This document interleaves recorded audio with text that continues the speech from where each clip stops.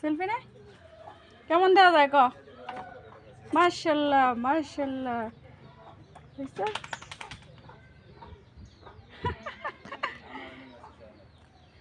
ছাগল সেলফি তোলা দেখছো আয় তুই আয় সেলফি নে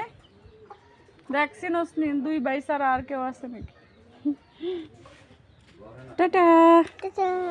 আমরা এখন চলে যাচ্ছি তোমরা থাকো ঠিক আছে ঠিক আছে তুমি কি নিচ্ছ বুঝি নিচ্ছে